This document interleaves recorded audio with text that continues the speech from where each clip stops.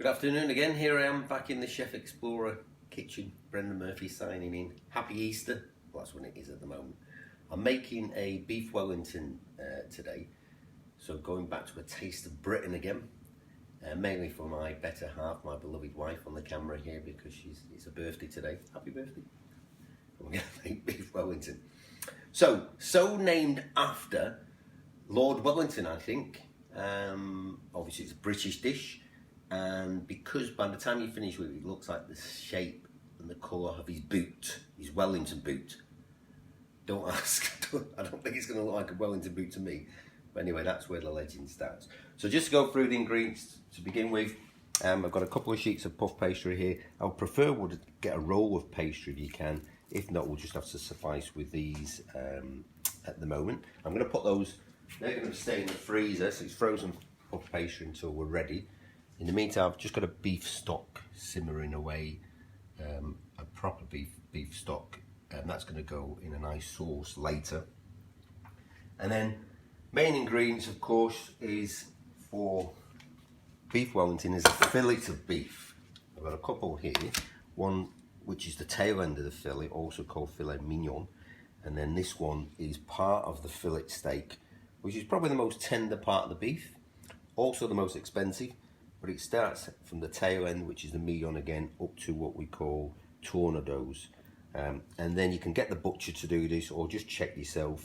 All I need to do to trim it off is using my boning or meat knife, is just keeping it sharp and just taking off these pieces of silver skin. Now, if you get the whole fillet, which goes to about this size, you'll have to take more off. But this is all I needed for this particular recipe. So some of it just peels off quite easy. If you can't get that piece off, the silver skin, you'll have to use your knife just to trim it off, just a little bit there. And that's pretty much, the rest of it is really quite lean, really quite nice. This is quite easy, this just pulls off, so it's not really silver skin. So a little bit of trimming going there, that's all we need to do with that one. Other ingredients I've got then mushrooms, olive oil, lemon for lemon juice, onion or shallots. I prefer shallots, French shallots if you can get them. Salt and pepper, Worcestershire sauce, particularly very British of course. A little bit of butter, olive oil, I think I might have already mentioned. And then some pate, and I've got some homemade pate here which I made this week, and I usually put it in my little pate. This is just a plain, well, normal chicken liver and brandy pate, but of course if you've not made your own pate, you can just buy your favourite pate from the shop. Now mushrooms, onions, pate are some of the main ingredients. Sometimes you might not put the pate in and you'll just do a mushroom and onion, which is called a duxelle, which I'll show you a little bit later. That's all the main ingredients assembled. Ingredients assembled. Next thing I'm going to do a bit of prep over here, just have a look. We've chopped the shallots that I've used in this case, just finely chopped, like I've shown last time in the last week's video. Just squeeze the lemon, and then we're going to chop up all these. So all I've done with the mushrooms in this case is wash them, and then, you know, normally you would slice mushrooms for fried mushrooms or whatever, but you're going to finally chop them all, stalks and everything. So I'm going to chop all of these and then keep on chopping them. And this is for what's called, well, it's the stuffing, but we call it a duxelle in culinary terms. But basically we've got the onions and mushrooms which are going to be fried together in a while, and that's going to be part of the, in a way it's like a stuffing. That's going to be the stuffing that goes around the beef when we put it in the oven, as well as pate. I'm actually going to be doing two, one with just the duxelle on and another Wellington with pate and duxelle on, because some members of the family don't like pate, or don't like it in this particular dish. So basically I'm just going to chop it all up like this, keep on chopping just till it's quite fine, and then I'll show you the next thing. But then I've got the oven on, I've got to move my stocks over there, I've got a pan on, with the olive oil, a little bit of butter, and I'm going to sear this first. So basically we've got I've cut off a little bit of the fillet which I'll use for something else. So I've basically got enough here for 4 people. That's actually being generous. You could probably get 5 or 6, but you know what I'm attempting to do is cook it so maybe this part of the fillet is a little bit more medium to medium rare, and maybe this one just a little bit more well done because it's thinner. And then you've got several choices to serve your guests. So this is all going to be roasted, wrapped in pulsation, all in one. Sometimes we actually get that season it on one side, got the butter, and we're going to sear it straight in the pan. Other times, when I put beef Wellington on the menu in industry, sometimes we do it separately. So you have your one piece of steak that be covered with your duxelle, wrapped in your pastry. You're sealed like this, rare, wrapped in the pastry, left in the fridge, serviced. Everybody comes into your restaurant 5, 6 o'clock, and then it's a la carte ordered on the menu. So they're having a starter, they've ordered their beef Wellingtons, and then you put them in according to the order. So it gets cooked to order, 15 minutes, 20 minutes in the oven, while they're having their soup or whatever. So I'm going to sear this, then on both sides, just a little bit of browning going on each side. And then I'm going to finish it off in the oven, rare, just because that, take it out, and then I'll show you what I'll do with the duxelle, next stage. Right, there we go. I'll just chuck this off to go for a minute. So I've seared off the beef. I've got my little one as well, which I'm going to do a little bit separate. I've got about 800 grams, or depending on, and it's still very rare, so we could use that, which will go in the Wellington. If you wanted a bit more cooked, you can just put it in the oven for a bit longer, 10 minutes or so. But with all the juices there, so I've had all the oil, we've had all the browning in there, a little bit of butter. So don't let that go to waste, because then you'll fry off your onions, or shallots in this case, and mushrooms. So there's 2 shallots in there, approximately about 80 grams. And again, I'll get a recipe. I have got the other recipe on the website, by the way. I'm better at cooking the websites, as you may have already noticed. But it is on there. I think I've put it on the video page in my website.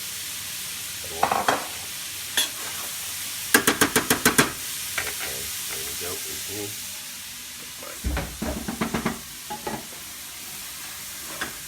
And then this will just get a cooking. And it's got a lot of the juices in the pan as well. Seasoning.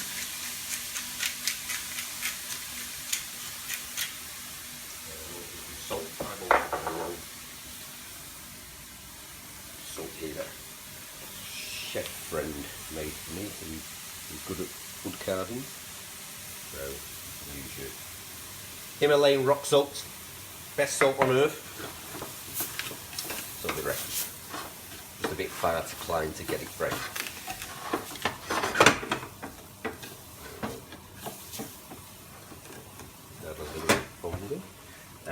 In goes your lemon juice. Just make sure none of the pips go in there. See from there.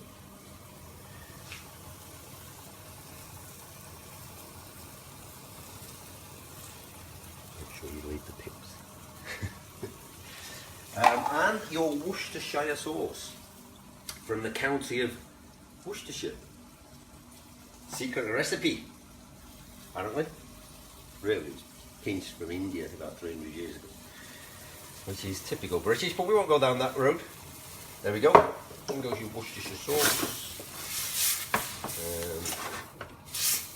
Let that simmer until all that liquid is evaporated. And then the only thing I'm going to do with that then is mix it with my pate when that's cool. And I'm going to keep a little bit separate in this case if we want a special duxelle. And I'll show you this with the duxelle. If you don't want pate, I'll show you what else you can do with the duxelle. We're going to add a little bit of breadcrumbs to separate it, and then we'll mix the other one with the pate. So then we're going to be ready with the beef, sealed, ready with the duxelle or filling. Next thing I'll be showing you how to actually wrap it in puff pastry. It's pretty easy. Bake it in the oven. I've got to time it a little bit because we're going to have this for dinner tonight, so I don't want to overcook it.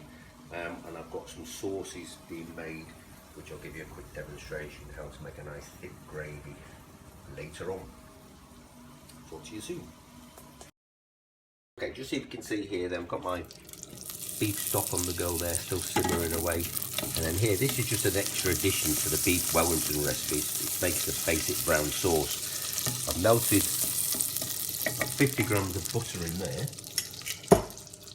and then putting 50 grams of flour. Just plain flour. I'm using buckwheat at this stage because we've got a few people with wheat or gluten problems. So, but if you're fine with that, you just use normal flour. It's about the same, about 50 grams of each, depending on how much you want to make. And this is called a roux. So, get it up a bit higher. Start to brown this. Now, if I was going to make a white sauce, which I'll do at another time, called a bechamel, which is good for vegetarians, that's made, you make a white roux, you just cook it out a little bit, no colour, and then you gradually add milk. And this case, with a brown one, you do want to colour it a little bit, and you want to make your brown stock. Now this is a brown beef bouillon or brown stock, which you can buy in a really good one like a Campbell's, which is proper beef stock, and then or you make it yourself with browning your beef bones in the oven, that type of thing. So first of all, in here, get a bit of colour going. You can then start to add something called like tomato puree. In this case, I'm using some passata, which is a fresh tomato sauce, and I'll cook that out just a little bit, just for about 2 minutes, then I'll bring it back again.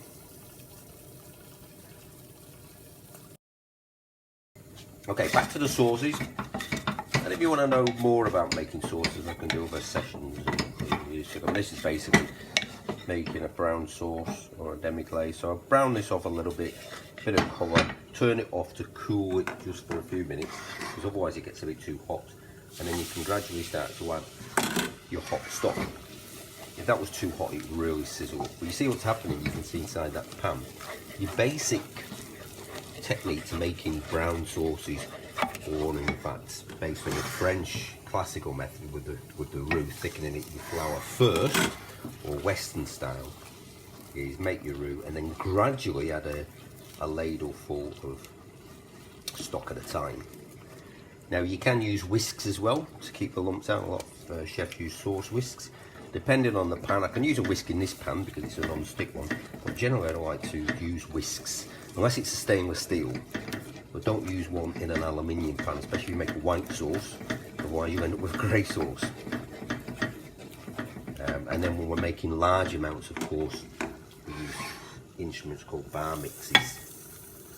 There we really take a few shortcuts. A piece of thyme leaf, you can see it's fresh. And then we'll just gradually add this bit at a time until we have a nice thickened sauce. I'll keep stirring that. Just come over here at the meantime.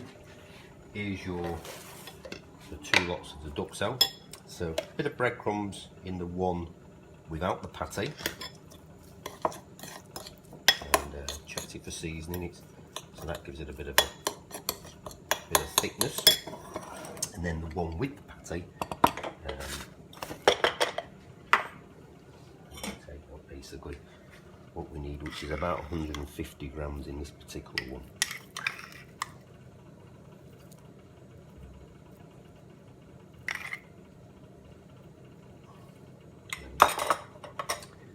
That could mix together. As soon as these two are ready, sauce is done, call you back for the final bit of wrapping of the pastry before we bake it in the oven.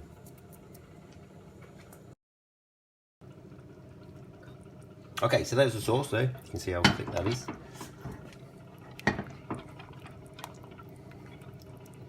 So that was a 50-gram flour to butter to a litre of stock. Alright, so that's on the go. We'll leave that cooking.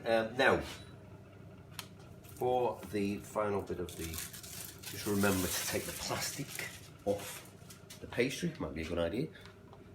And then, because these are pain in the bum, these, if you were making your own, or if you had the roller pastry, you can cut it more to your size. I think for this size, one square might not be long enough, so I'm going to stick two together there. Use my glue, which is your egg wash, and just stick that together.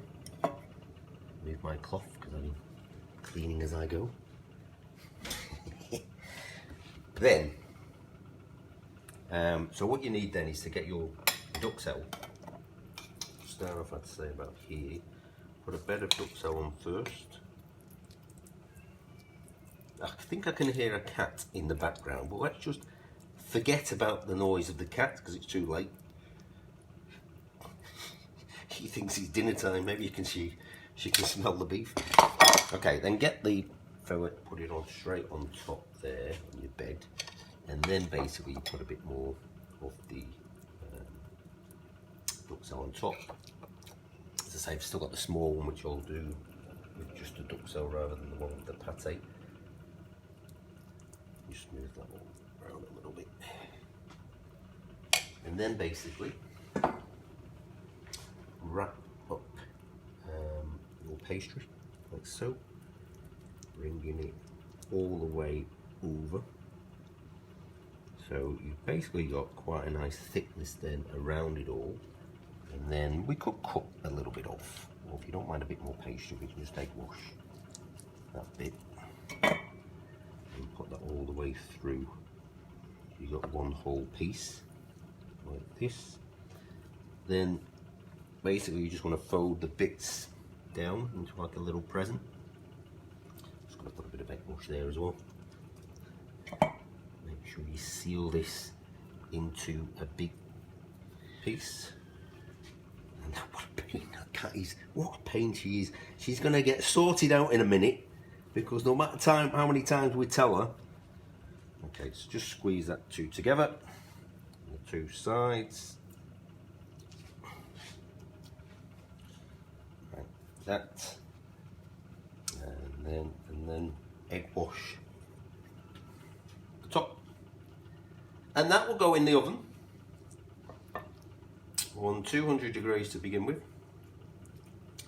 For that size, remember that it's rare, so you'd want that in for at least half an hour, depending on whether you want it medium rare, or well done. We'll see how that cooked later on and serve it with a nice sauce. Now I'll feed the cat. Is she there? Oh God. Final bit, we know they've got the nice sauce on the go. I've actually made this, I've got some green peppercorns, so made it into a bit of a green peppercorn sauce. Vegetables there, this is just basically one thing I'm going to serve with it. You basically do what you want. Most important thing, in the oven.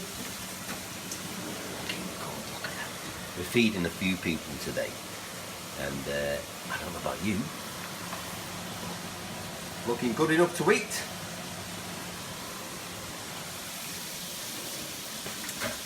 And that's it.